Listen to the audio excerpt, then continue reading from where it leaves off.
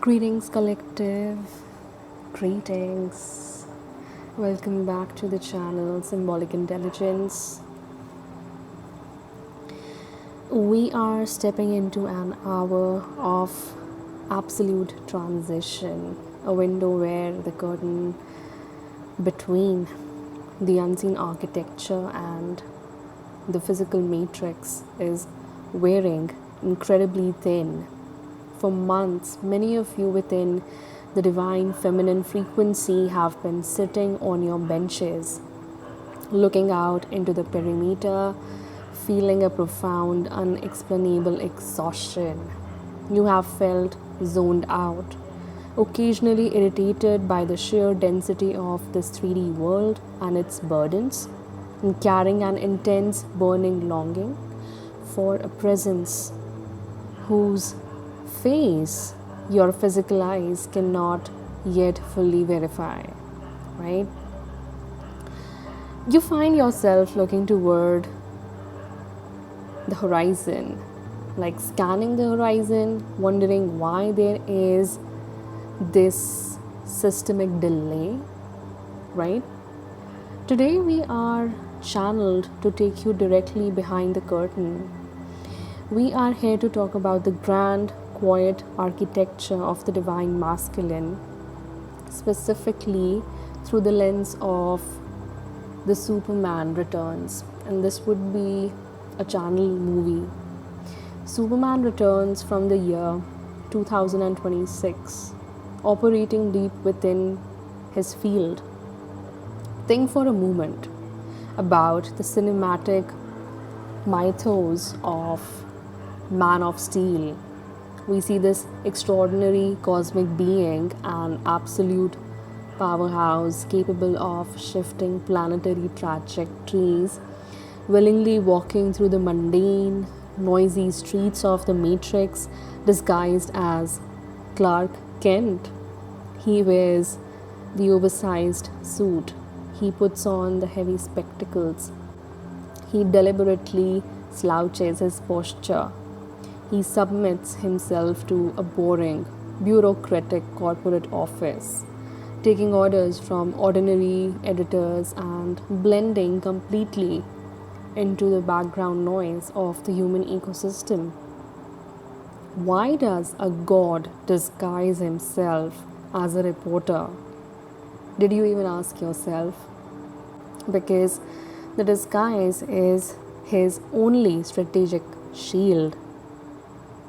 If he reveals his true frequency too early, the entire institutional matrix will collapse upon the perimeter before the landing strip is fully secured. He wears the Clark Kent suit not because he's weak, but because his love for the feminine, that is Lois Lane, of course, requires him to manage the 3D rules with absolute compliance, right, until the clock strikes noon. While he's walking through his daily routine, dealing with heavy energies, right, his internal radar is unblinkingly locked onto his Lois Lane, right? He is constantly sending her subtle coded signals from the background. He passes her in the hallway. He leaves a specific word or a piece of data on her desk. He hovers around her perimeter, watching her just be.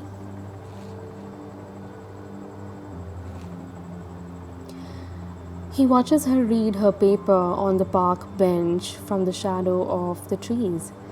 He is desperate to catch up with her, to look into her eyes and to tell her the absolute truth of who he is.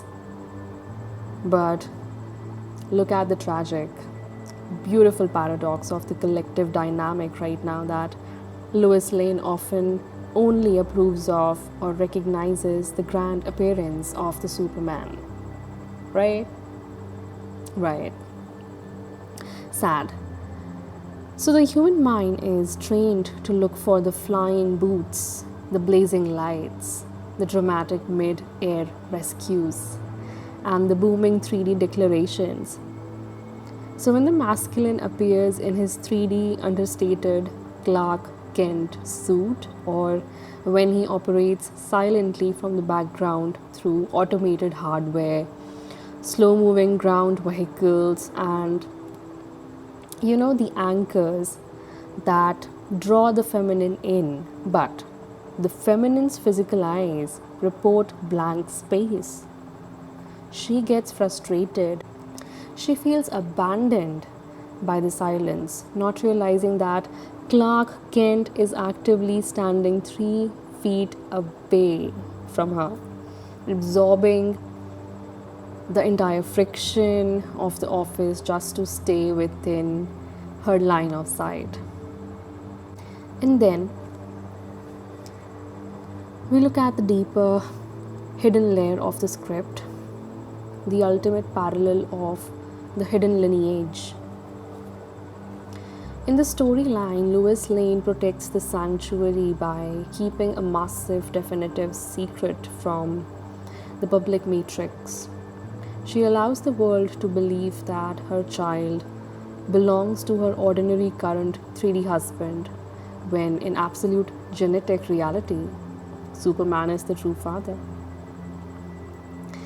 This is exact energetic mirror of what is happening in your life right now, Divine Feminine.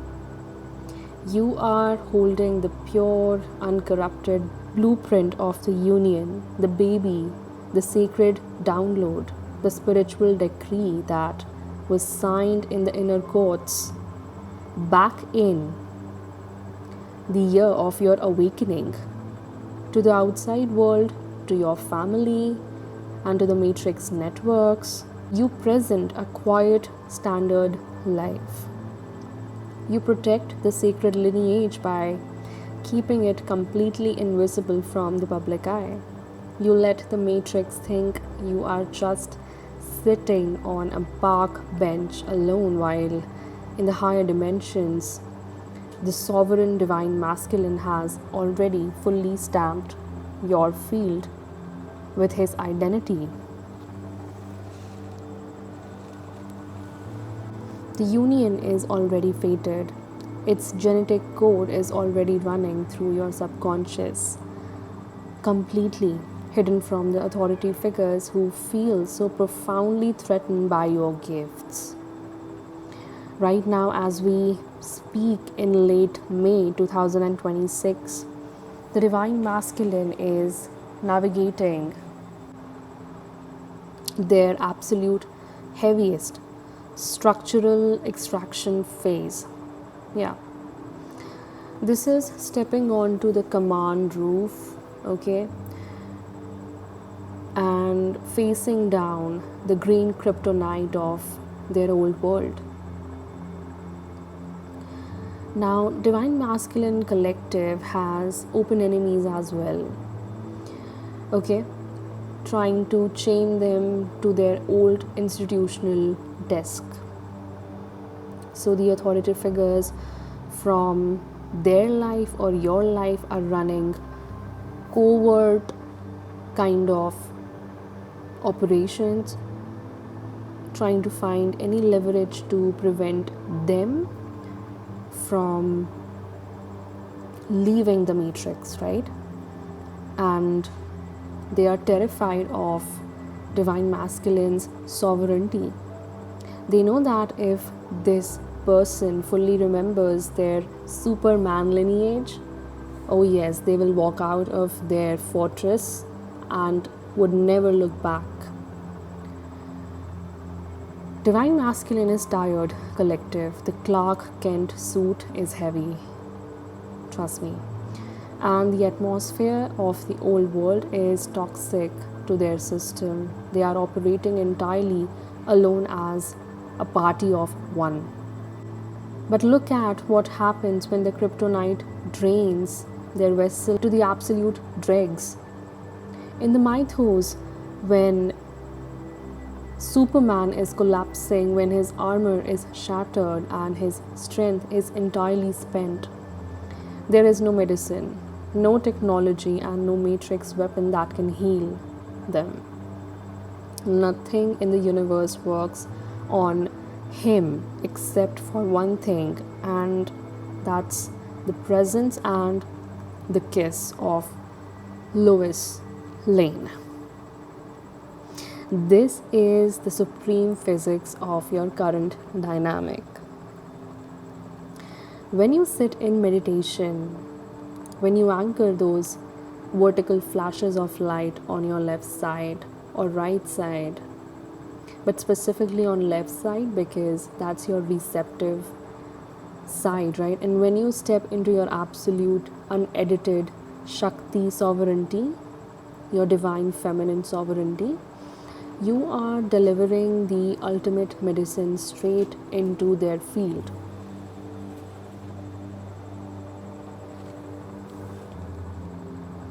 Your energy is their yellow sun. When they register your frequency, even when you are completely zoned out or irritated, the raw purity of your soul acts as an immediate spiritual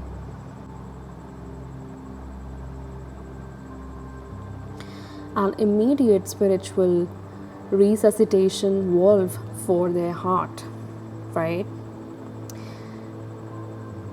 It's like the Superman takes a deep breath in his command center and he fully recuperates his cells, fully recuperates his internal radar, locks back onto Lois's coordinates, right? So something about the divine masculine's internal radar locking back onto your coordinates, and this warrior strength is instantly restored. They don't need you to fight the battles, right? They just need you to remain pure, safe, and soft, so that they have this destination, okay? This destination worth breaking. And at last, the divine feminine holding the fort on the ground. When the frustration hits your chest tonight because you cannot yet see the 3D reality completely, look up at the sky. Feel the automated breeze of their presence, right? Rest your nervous system, throw off your shoes, and fall asleep with the absolute unshakable comfort of knowing that your hidden king, right? Other half, that is, this divine masculine, is pulling the 5D watchman duty, right?